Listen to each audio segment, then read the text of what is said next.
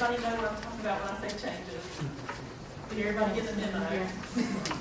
A memo was sent out in probably August, late July, August, to the chiefs and the sheriffs, outlining that we're going to have some pretty big changes were coming to the lab. Training was put out on Blackboard. Did anybody here take the training on Blackboard? Yay! Okay, good. I do not think the training is available anymore. The last I was told is possibly the training was going to be printed out in PowerPoint or can be sent to your agency by email. It's approximately 100 slides. There's a test at the end. Nothing that we will require you to do, but something to help you understand the changes we were making. Me and Sarah, last fall, we kind of tag teamed and did a whole lot from the crime lab, and it seemed to work well. We know we're going to get a lot of questions because there is some pretty big changes, so we thought we would just kind of tag team. If I can't answer them, we'll let Sarah answer, or vice versa. And we have people in the audience, Susie's from the crime laboratory, Dean, CJ, so there's other people we don't, anybody that, as far as me or Melanie, didn't know the answers, other than 25 of us will be able to obtain the answer. If we don't, none of the 5 of us know it, we can always call back. And if we get long-winded, there's also a segment at the end, I think is a question and answer. It's at the end of tomorrow. We can answer some questions. But I guess the first thing we're going to start on, I'm just going to kind of go through each section. If you have questions, please ask. We'll do our best to answer. The drug section, the changes that, biggest changes in the drug section is we're not taking student cases anymore. This includes residue amounts. We've never taken syringes without a DA's letter. If you have to submit a syringe, you have to bring a DA's letter when you bring the case in. The easiest suggestion to not bringing a syringe is squeezing out whatever's in that syringe into a vial. Dean says he can't hear me. Yeah, you gotta stand by that mic. I feel like I'm just hugging this thing. Okay, and any kind of bulk cases, and bulk cases is anything in a large box or 10 pounds would be considered a bulk case. You have to make an appointment to bring these cases now. I'll set up an appointment for you or make an appointment for you. And normally we can turn that case around in a couple hours. You go to lunch, you go get law notes, come back, you can take that case back with you. You might not get a lab report that day, but you can take that evidence back with you so we don't have to store it. For any of you guys that have actually been in the Riley vault, you know how full we are. We are full.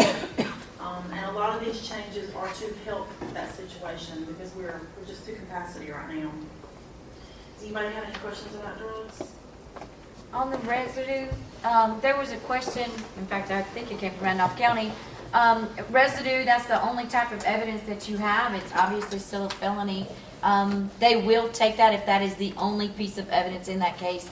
It can be submitted, but if you have multiple items and say that third or fourth item is residue, we won't accept that evidence in the crime lab.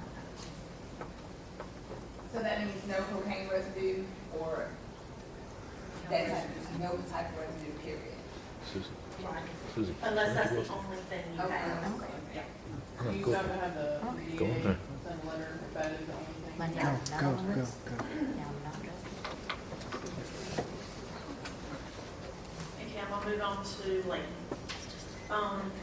And a lot of this you can read, right with me, but I'm gonna kind of try to go in some scenarios so you'll know what we're talking about. We're not gonna do prints on, say a gun or even drugs that was made through a buy from a law enforcement officer. If you're doing a buy and you're a law enforcement officer, you should be able to get on the stand and testify that you got that gun from that person. And that's always been our rule, but I think a lot of cases we slip over and we end up taking them.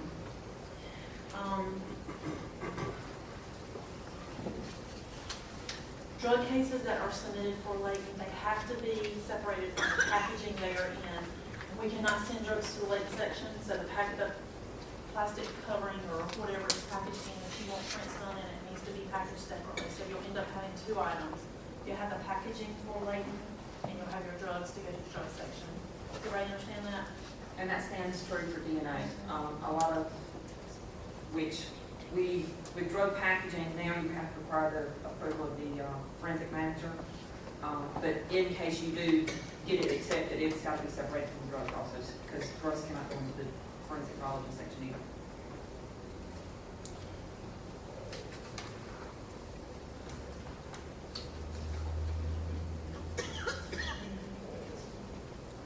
Talk about the 10 One of the biggest things that we're requiring now, and this is for DNA and labeling and trace, you have to have standards, and you have to have standards from everybody involved, your victim and your suspect, if you have one. I've had a couple of questions come up from the labeling section. You have a B&E and you've taken prints off a window. Do you have to have victim standards? I would definitely say yes, but they are not requiring them. Everybody knows that if you live in your house, your prints are going to be all over your house, just like your DNA is going to be all over your house. If I was an officer at that scene, I could go ahead and get my victim standards, especially if you do not have a suspect. If you do not have a suspect, of course, you're not going to have suspect standards, but go ahead and get your victim standards so you will have that. If you do not submit victim standards, they will run it through APHIS one time. Okay, one time, that's it. If you do provide victim standards, they're going to continuously keep running that through, which is good, so hopefully you'll have a match one day. I'm going to let Sarah talk about DNA since that's her specialty. Oh, I'm sorry. Forensic biology, some of the changes, as you can see, at the first part of the ethics guide is narrowing down how many items are submitted to the crime laboratory. As you can see, homicides, we have denoted for the agencies to pick your best 10 items, and that is per discipline, to be submitted on the first submission. You can look at, if you have an item of evidence that's got to be processed for DNA and latents and firearms, that's one count for each discipline.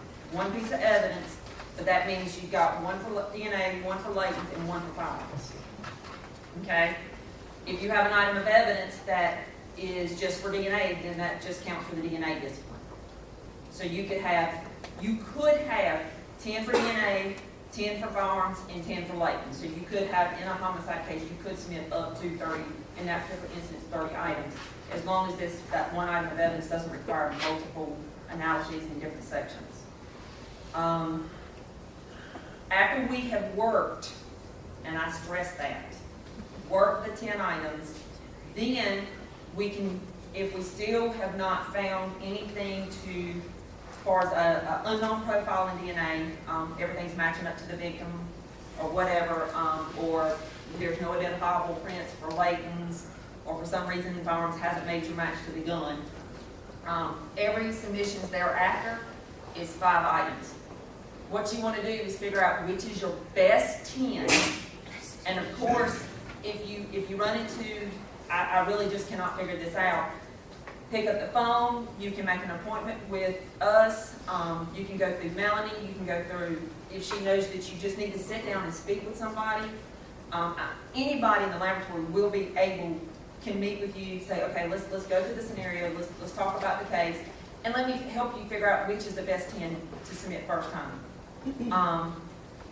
We've done that on multiple occasions for the past year and a half, and it has seemed to work. A lot of times when we explain from the lab side what we can do, it's like the light bulb finally pops on the ADAs. They've attended some of the meetings, the agencies, and they're like, oh, I see your point. So it does help. So if you ever get into that jam where you just can't figure it out, it's one of them cases where you just got 120 items of evidence and you just don't know where to go, you can set up an appointment. We'll bring down whoever you need, whether it be DNA, latents, trace, firearms. We can congregate in the conference room, have a powwow, and we'll figure it out, help you figure it out. Sexual assault cases, stick with your most intimate items of evidence. The first thing we're going to look at is the kit. Person's been raped, that's where we're going to find your best pieces of evidence.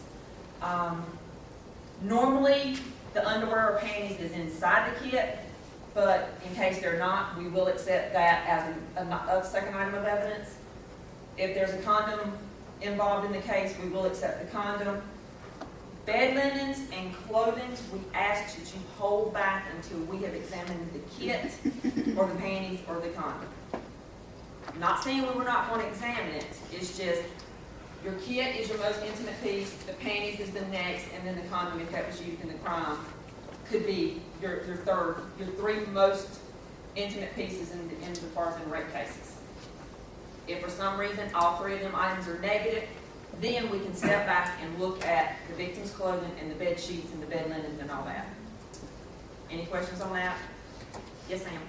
Where does the suspect kit come in? If they arrest someone and he says, no, we didn't have sex, she's insisting that they did, when does that come into the picture? That a standard is required for every submission. If you have any case, whether it be the homicide, the sexual assault, property crime cases, robberies, if you have suspects, we need cheek swabbings or the subject kit collected.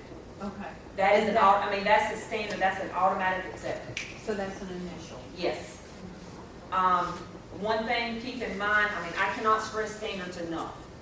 I'm going back and screening all of the cases that are in the crime laboratory now, and I don't know if I've had the pleasure of refusing or sending back a lot of cases, but I have sent back, I don't know how many cases just from the first 3 months of 2012 that I don't have all my necessary standards.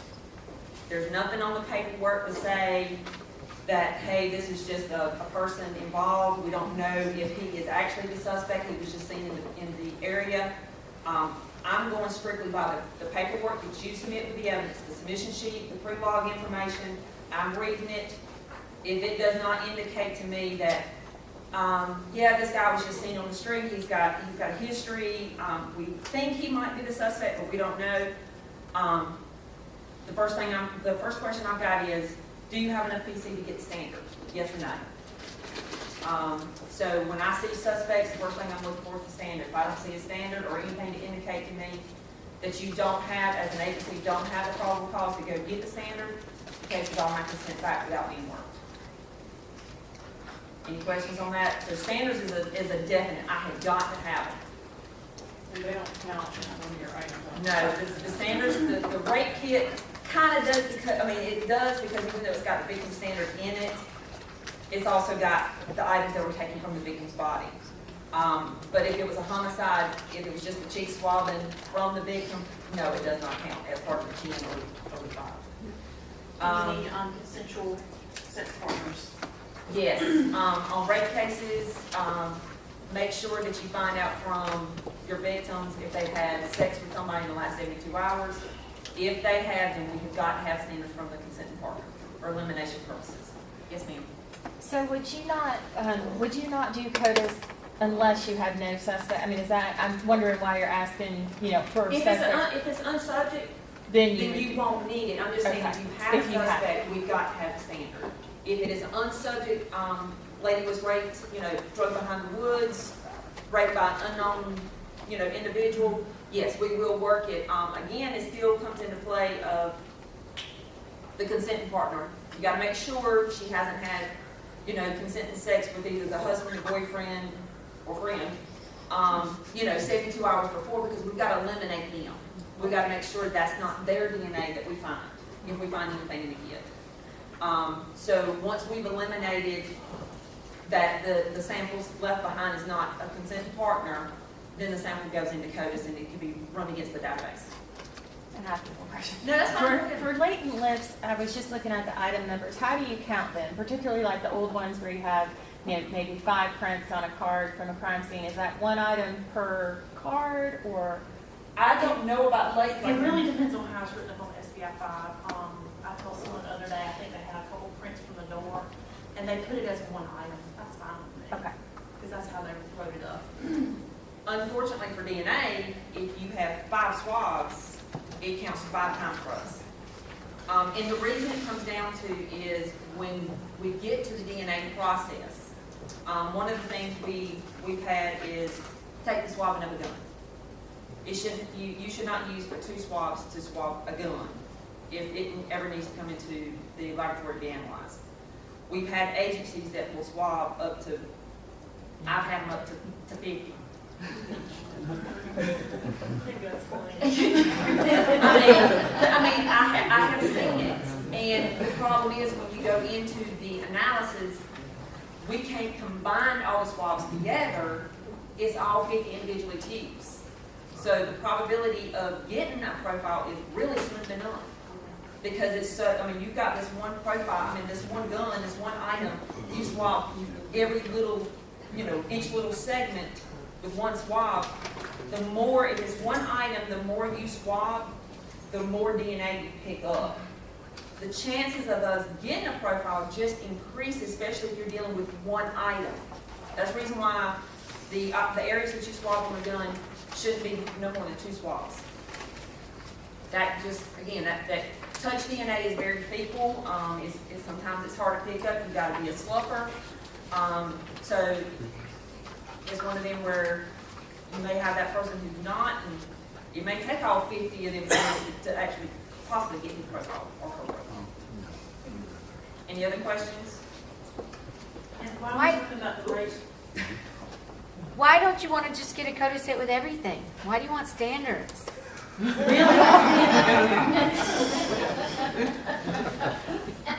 get more to talk.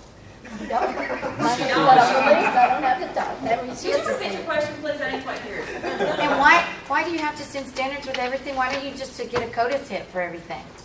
Federal guidelines does not allow us to put victim standards into the system. Suspects. I mean, why do I have to send you a suspect standard? Just get a code set. Yeah. Why not?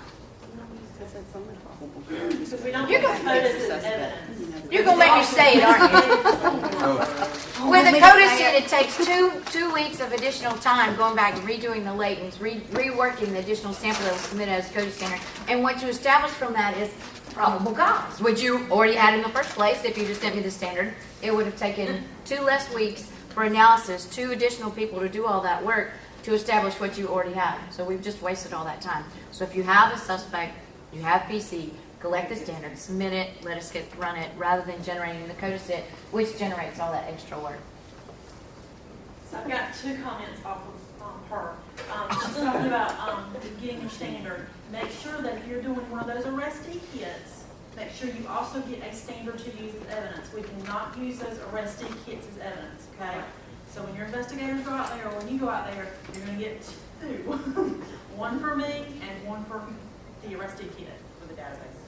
Because it's gonna be a lot harder to go back the second time. They're probably not gonna be as willing the second time to give a standard. And I'm still seeing, most of y'all I know, I'm at the front desk, so I'm still seeing, one of the biggest things I'm still seeing is consensual cases. Yes. We do not work consensual cases unless they fall under the criteria of a girl is underage. or I guess Under you could- 16. You could have a guy in some situations. It is the victim must be under the age of 16. 16 or If a victim lives in a group home, or if the victim is unable to make, the victim or male victim point blank is in some type of mental or can't comprehend, has the mind of a 3rd grader or whatever, where they would not normally, I mean, they could give consent, but they don't realize what they're consenting to. and does everybody understand why we do not work consensual cases? The last thing we're going to go over would be is crimes against persons or other crimes, which are basically your robberies, your assaults, B&Es. You want to limit your, again, you've got a 5-item limit for your first submission. Again, allow us to work on, then from that submission forward, if we need to continue going on, we can do, we'll take 5 additional items after that. So that's gone over the actually how many items you need to submit per case. It's been in the evidence guide for several years. The forensic biology section does not take fingernail scrapings. Unless that is the only item of evidence in your case, then you need to contact the section and get approval to explain that that is the only item. One thing that needs to happen, if you have a situation where it's a fight or whatever, and you think the person got scratched, they should be looking under the fingernail to see if there's a particle or a chunk of material or flesh or whatever. That's the part I need. When you go in there and actually scrape behind the fingernails, you're gonna probably you normally get more victim when you actually get that one little bit of particle. So if you happen to look under the fingernails and you see if when they're collecting it and you get that chunk of material, submit that. That's going to be the better chance of finding who your suspect if that's going to be your only item of evidence. Drug packaging, again, you're going to have to get approval from the manager. Fingerprint cards, what they're talking about is somebody who's touched something, you do the fingerprint list, and then they want us to go behind there and do latent lift. Not latent, DNA. That will have to be required. We don't get that much, but it has been some occasions that this come in. It's been more on older cases that they're wanting us to go back and look with new technology. And some of that depends on the circumstances around the case and what other evidence you got. They'll just evaluate all that and come into play. Can I pipe in on that one? Yeah, go ahead. On that situation, where the DNA is still left is on your surface, so you're lifting that ink, you're lifting that powder, and that's what's going on your card. But the epis are still caught up with what's on your surface, so if it's something that you might want down the way, then you need to go back and swab what was left on your surface. That's where your DNA might be, not lifted in the powder. That's why the cards are not getting any hits. Would that be an issue, though, with going to a crime scene and not having the sterile fingerprint powder, and then you've gone from one B&E to another B&E? Exactly. And so, We're saying to start using the disposable brushes, or with magnetic powder, you're not supposed to touch, but a lot of people end up touching that surface. If you're from one scene to another and you're not using the disposable, you could be transferring DNA from scene to scene. So again, you've got to take everything into consideration. If you're not using a throwaway, then you don't want to swab something that you just swabbed with magnetic powder. Very good, Anita. One of the things that we're having a lot of problems or misconfusion is touch DNA on clothing. One of the requirements is you must require a written approval from the forensic manager for touch DNA on clothing. What we're talking about is if two people are in an altercation and I shoved Melanie, well, you want to submit Melanie's shirt to see if I did shove her. That's the part we're talking about more than aware where you've got an article of clothing that was left at the scene and it's not the victim's. You want us to do touch DNA to see who the wearer is. That is acceptable. It's the, oh, they got into a shoving match, or, he touched me when he tried to rape, when he tried to rape me, he grabbed my arm and grabbed my shoulder and scrunched up my shirt. That's the part that we're not doing without approval except from the manager. So there was a little bit of confusion there at the beginning because I was getting caught up in evidence control saying that you can't do touch, but what it ended up being was they wanted to put the wearer on the clothing.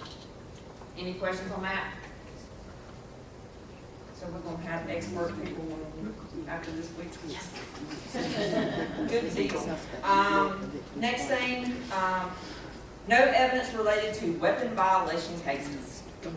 This has kind of been a big one. And they will be, you take the gun off the suspect, yeah, we're not doing DNA on them. It's been questioned if he takes it off his person, takes it off his property, as far as his room, his residence, his car, we are not doing it. We've had situations where we're sending it all back and we're telling the agencies we will not be doing it. If you believe, I've always lived in these are just guidelines. If you believe your case warrants it, then you go to the forensic manager. If he still don't give you the answer you want, then you call Judge John. He is our lab director. If he says yes, then yes, we'll work it. It's just one of them where, again, we've got to find some guidelines. We have talked to several laboratories across the United States, and a lot of these, I can't believe you're still doing them. I mean, that's just what we've done all these years now. It's like, okay, we've got to get out of that mind frame.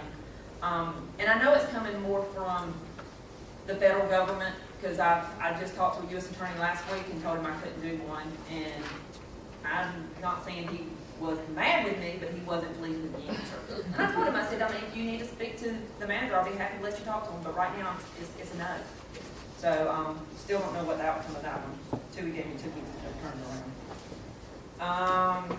No ammunition, shell cases, or swabbing from ammo or shell cases not located in the farms. I was talking to Tammy this morning. If fired shell casings is if it's your only piece of evidence at the case, at the crime scene, collect it, give us a call. It could be the circumstances around the case.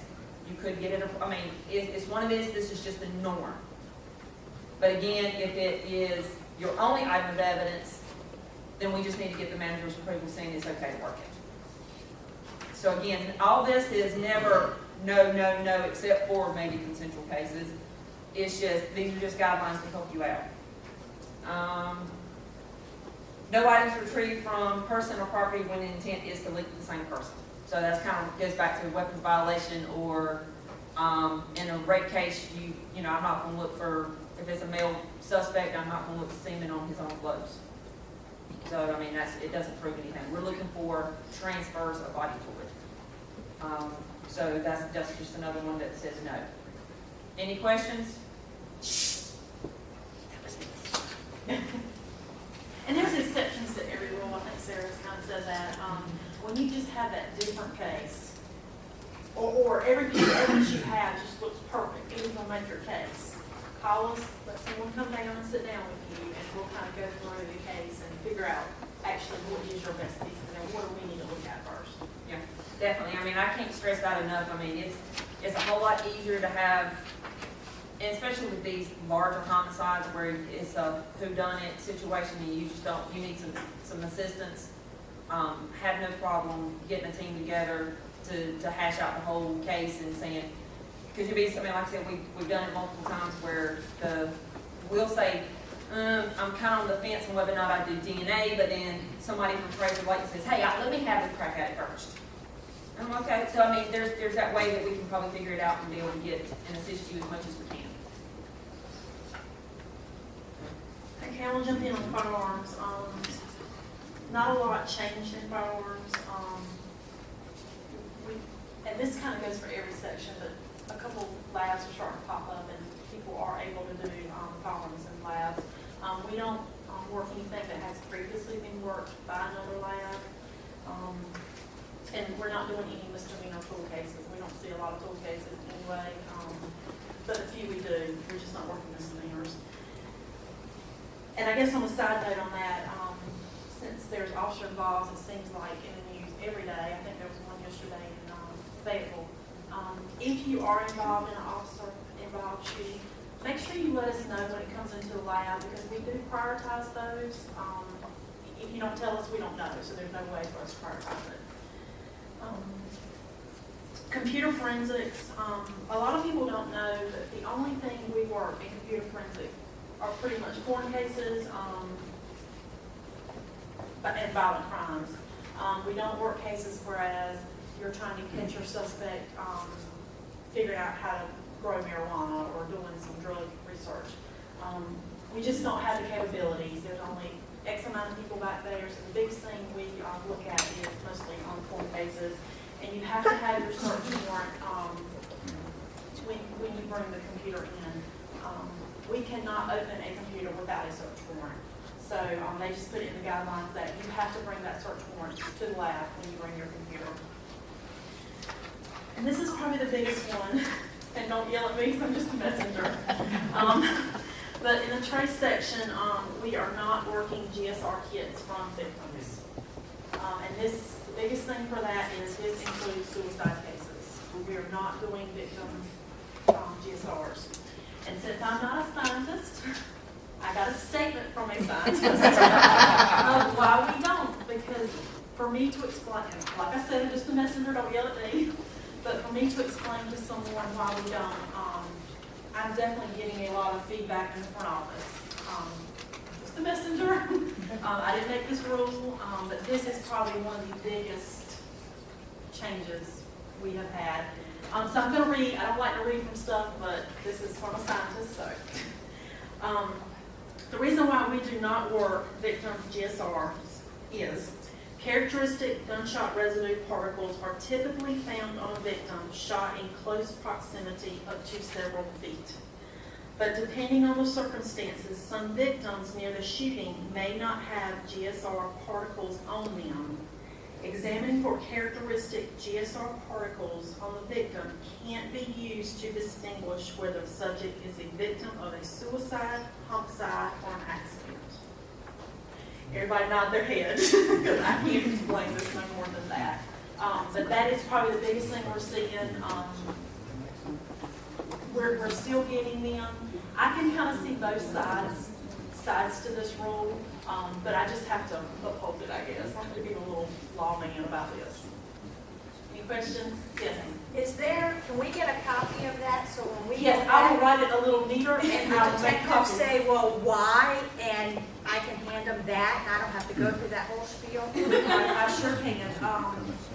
Because me just saying, well, there might or might not be GSR on your victim, and that still doesn't make your case. But this I thought was really good.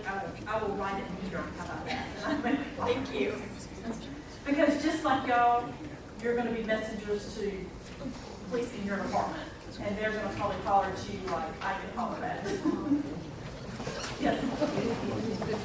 One of our more recent homicides included multiple victims. We had one of our suspects who was a victim of a gunshot because it was suspected that the homicide victim also had a gun that was recovered and that the victim got a shot off on one of the suspects before he got shot.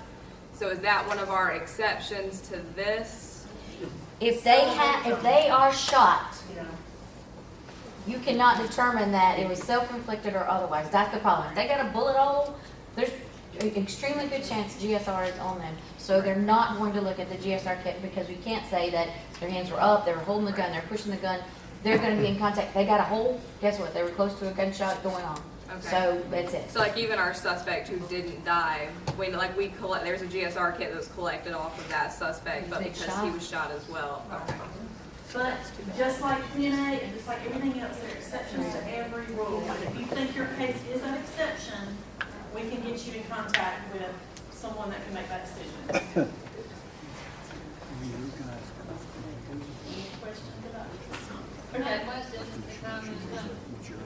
something that we've moved to doing is using the field test kits for GSR. It's something that we hadn't done in the past because of the changes that the lab has made.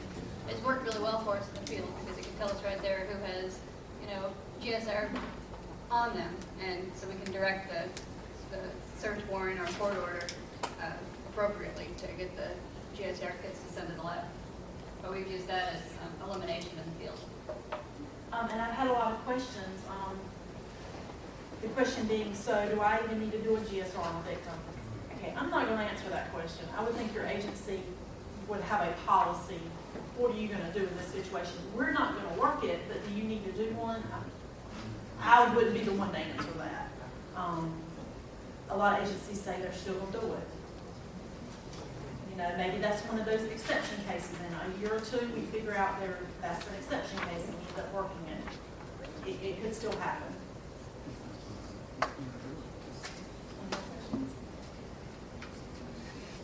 Do you remember when we used to read that this person probably fired a weapon due to the concentration?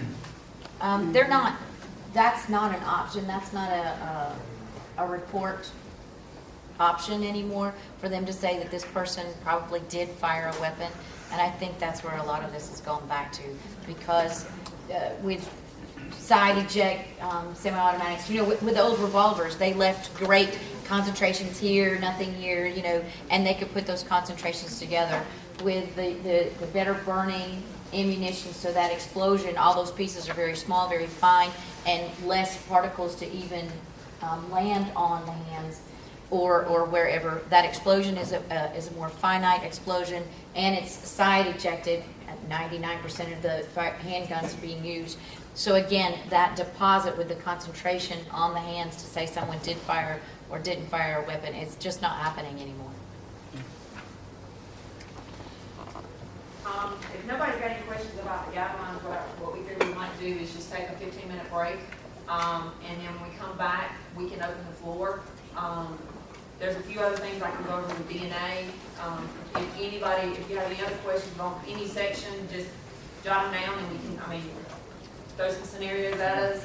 Again, that seems to have worked in the past, what we've done before. So if you want to, we'll just take a 15-minute break, come back about 4:02, and then we'll open the floor.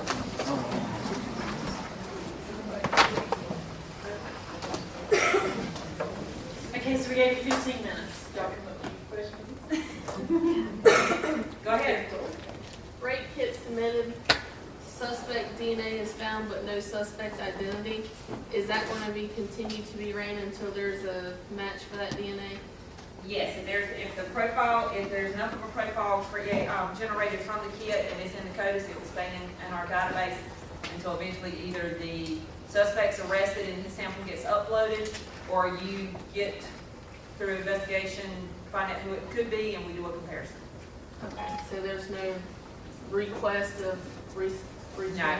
There's a statement on the laboratory reports toward the bottom saying that this item or this particular sample will be routinely queried in the CODIS system.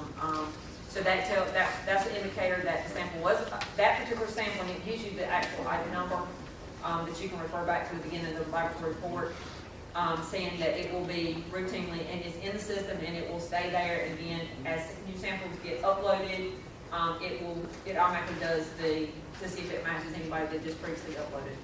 Awesome. Questions? Yes, ma'am. In sexual assault cases, the suspect isn't always available for questioning.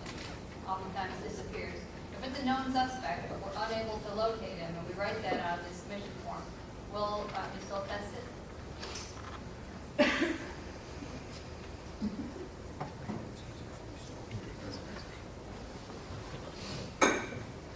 I would ask if you could hold the kit until you found the suspect. Because you already know who he is. It sounds like it could be one, would you have the probable cause once you locate him to get the standard?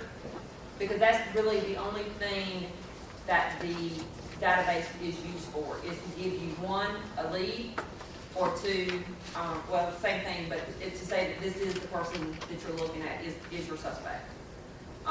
If it's one that has skipped the country, and y'all are doing your investigation, you feel very, very positive it's him, then I would probably say, I would ask that you hold off on the submit the kit until you got the standard from the suspect. Is there a known convicted felon in there, and standards are already in CODIS, and then compare against that? If you already have the PC, you know who your guy is and you have the PC to get it, we won't put it in the sample, just give you, because that's the one thing the system's going to do for us, give you the investigative lead or give you the PC to get to approach the suspect and get the sample. That is one of the things that a lot of agencies and DA's offices that are a little bit confused.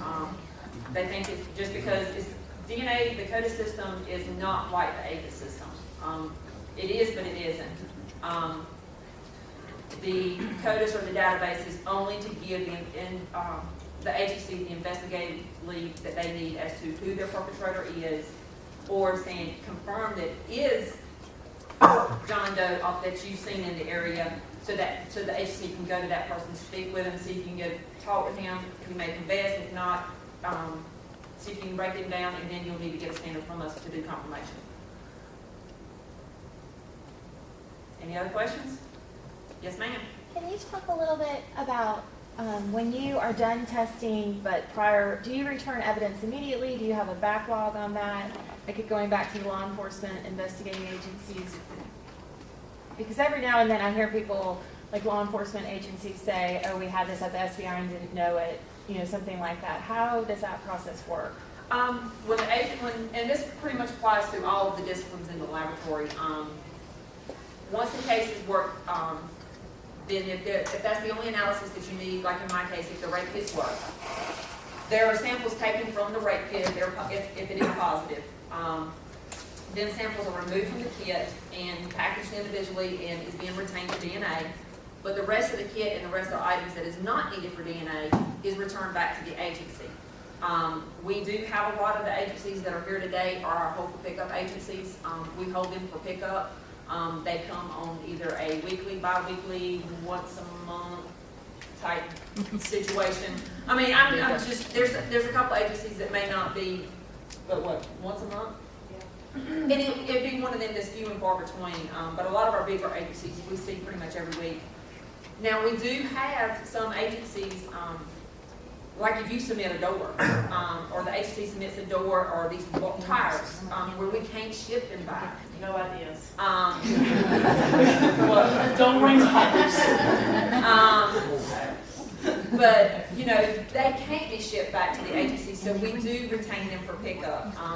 Do we have evidence at the crime laboratory that needs to be picked up? Oh, yes. Yes. We've had some there that's for years.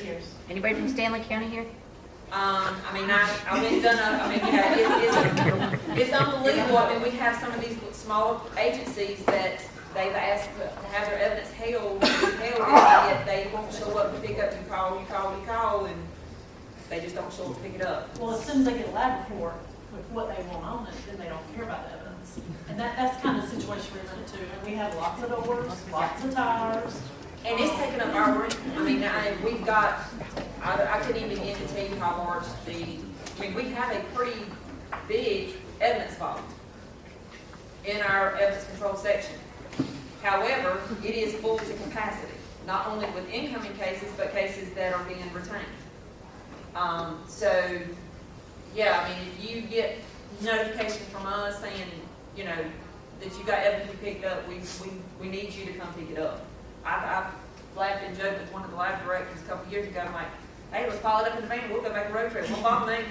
Well, I mean, we'll pop in and say, hey, I'm here. You got your door. Let's go. I mean, all I need is your signature. I mean, because when we do our inventory twice a year, it's just like, I can't believe this case is here. But sometimes they pick it up, sometimes they don't. Any other questions? Yes, ma'am. So would there be documentation to file if the lab report says being held for pickup, and we get a copy of the lab file? Would the lab file include documentation to show the items were actually picked up? Yes. Yes, there's a chain of custody. It used to be in the old way we would sign the submission form. Now we're electronically, they'll just come in and sign it just like you do the credit card pad type thing at the store, and you'll get a receipt showing it's been picked up. Any other questions? I was going to go over, since we got a few extra minutes, I gave y'all all kind of a little bit of a pamphlet off of forensic biology section. What I've done is just kind of hit some of the high points. Hopefully it'll help you, help your investigators. Feel free to make copies of it, distribute it, give it to the people who are actually collecting the evidence. The one thing I've always done, we may not take everything or analyze everything that you submit, but you've got a one or second shot deal to get the evidence collected. So to get it collected doesn't mean it always comes to the laboratory to be analyzed, but get it collected and you can just store it, and then that way if it needs to be analyzed years down the road, you've got it. Just like she was talking, Melanie was talking about the victim's GSR kit. You know, we can't tell you not to collect it. If you do, we may not analyze it, but it may be something we may look at in a couple of years that it may need to be analyzed. Just to give you some examples, I've kind of hit more because a lot of my cases are touch DNA. And they come from a lot more of the property crime cases than anything else. But when you're dealing with the touch samples, again, no more than 2 swabs can be used to collect touch DNA. The best practice is to use 1 wet swab followed by 1 dry swab. And these 2 swabs can be packaged together. Y'all can stop at any time if you got a question. Yeah. Why would they be packaged together? You would go through with the wet swab first, and then you come in. You're swabbing the same item with the dry swab, so it's the same. It's swabbing the same area, so you can package them together.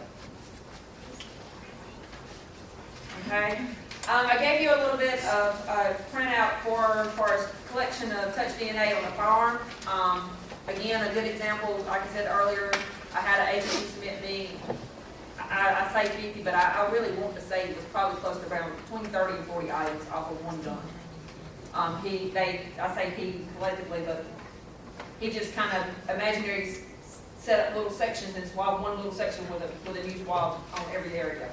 So, these are just some areas that if you submitted the gun to us to swab, these are the areas that we would swab.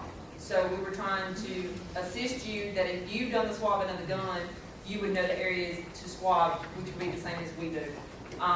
Again, only the rough areas are swabbed for DNA. What it will do is try to preserve the smooth surfaces for potential latent plant processing. And again, only 2 swabs total needed to be done for the whole weapon.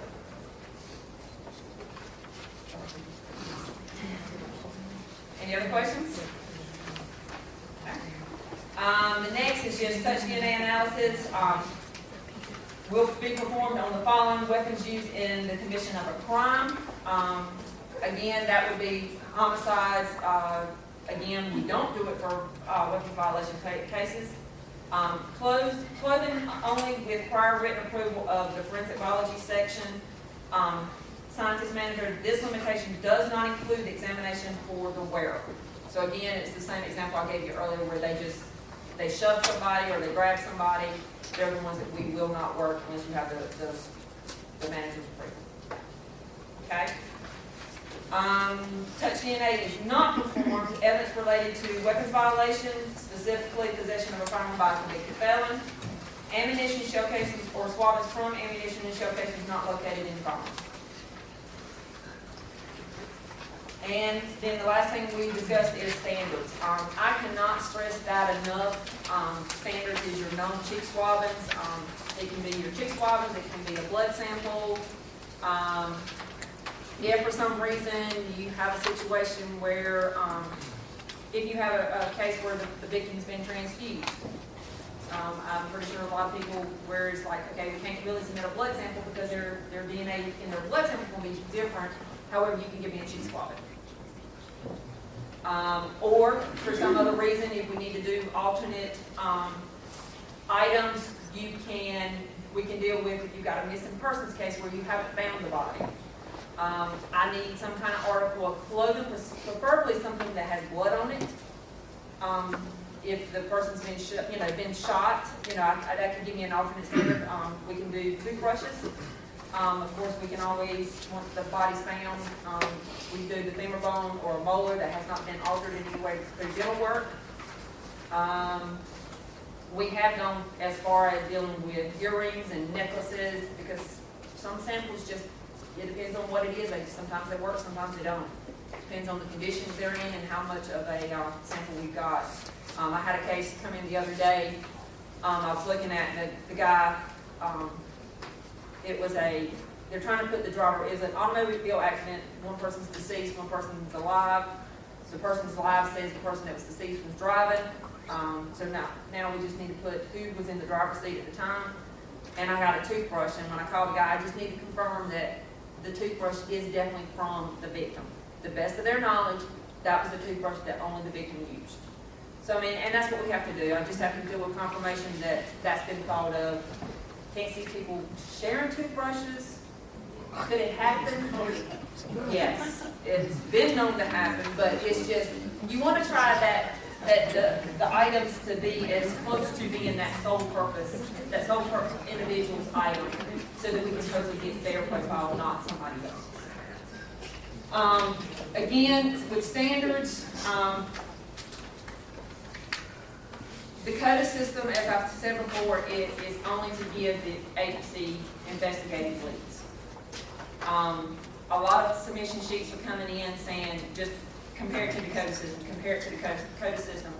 Part of my job is to evaluate every submission sheet for DNA. And the first thing I'm going to question myself is, when I see a suspect listed, do I have the standards? If you have situations where your agency is submitting a case and they don't have enough to get the standards, somewhere on the submission sheet or in the pre-log information, because I read the story, I will say the ones, high points probably, y'all give me y'all's investigative reports. I will say I probably skim them more because sometimes they can go lengthy, 4 or 5 pages. But there's a synopsis where we've asked for just a brief details on the case. If y'all can put there saying, you know, no probable cause to obtain the standard from, you know, Sarah Clay. When I'm reading this paperwork and I'm seeing Sarah Clay as the suspect and I don't see a standard, then the second thing I'm gonna do is go to the story and saying, okay, is there a situation going on as to why the agency doesn't have it? And if I see it there, then I know what you need me to do is to analyze this evidence, put it into the database. If it matches Sarah Clay, then you now gives you the probable cause to go to Sarah and question her and collect the standard and submit it for confirmation. So I hate, I mean, I don't want to say that go out there and use it for everyone. As Susie explained earlier, there's a lot of manpower and a lot of time can be put into these CODIS hits. When a sample when a hit is made, we have a group of individuals who go in through Department of Corrections. They confirm that this individual was on the street during the time this crime happened. So you got an intel report that has to be done by this individual. It's got to be reviewed. Then you've got an analyst who's going to take the sample from the database and do a confirmation there. You've got a latent print examiner who's going to get involved. Because there's, if y'all have ever processed and there's a thumbprint that's in the middle of this stuff. So you got a latent person that's coming into the middle of the play. And their whole process, them two analysts, their work's got to be reviewed, if not once, once and if not twice. So you could have up to 6 or 7 individuals. It could be done in a week to 2 weeks, depending on the circumstances around the case. Or it could take a couple of months before we can even find out, you know, the information about the CODIS hit. So the thing with CODIS or the DNA database is it's only going to give the agencies that investigative lead. You still, as an agency, once we make the hit, you still have to go out and collect that standard and submit it to us for confirmation. So if you already have the PC for the individual, that's the reason why we're asking that you go ahead and get me the standard, because you really don't need the database to assist you. You know who the suspect is. You got the PC to get it, so go ahead and get me the standard, submit it with your evidence, and we do the comparison and get it done a whole lot quicker. Is there anything else?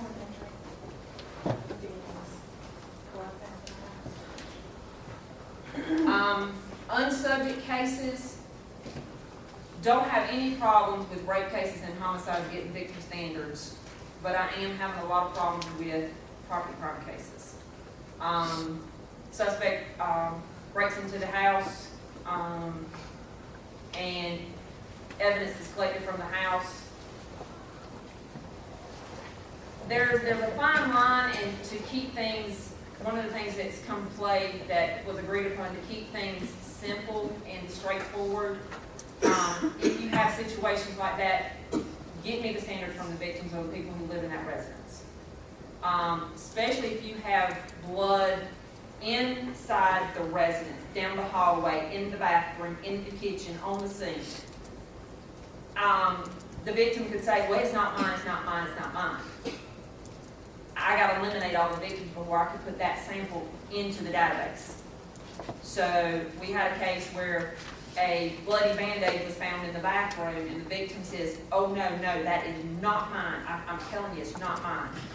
Well, we done the comparison, or done the analysis, we got the profile, and we asked for elimination standards from the victim.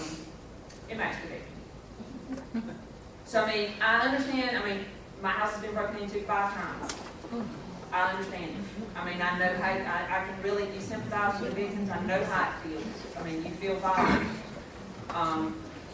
So it's one of them situations where, you want to help out the people and you want to do everything, but again, due to guidelines, we could be, the state of North Carolina with the database, if we put a victim standard in there, we could be fined because it violates the federal law, regulations, guidelines.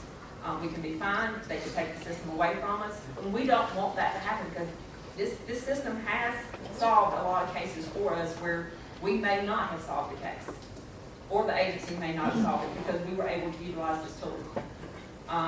We've gotten people saying that they want the suspect versus people who were the suspects. So it's been a very good tool that's been added to the crime lab, and we don't want to tip that scale.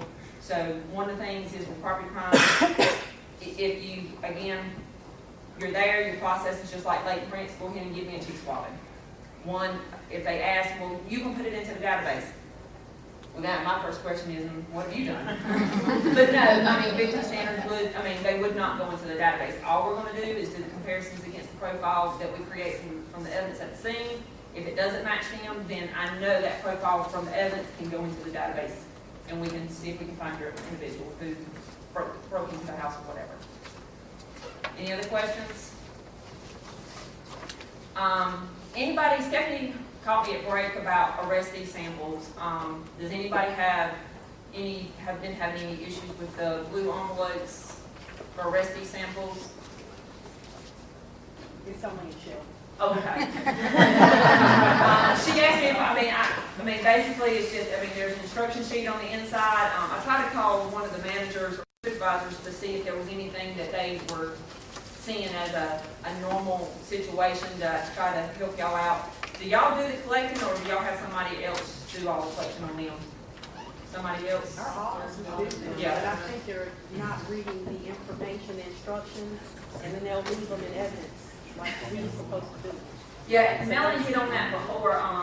The blue envelopes, we're not supposed to accept them. If you bring it in and it gets accepted as a case, we will analyze it. We're just asking that you try not to submit them as the DNA standard for the individual. I know you don't like, I don't like harping on that this costs more versus this, but in all retrospect, getting 2 sterile swabs that may cost 20 cents versus that kit that costs $7 or $5. Anyhow, it's quite a bit of chunk of change to do it.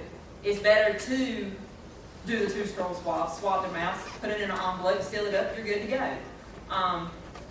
So the other way, it's just, yes, it's more expensive to do the kits, and I can tell you the supervisor from the database section, she wants to know whenever we accept them.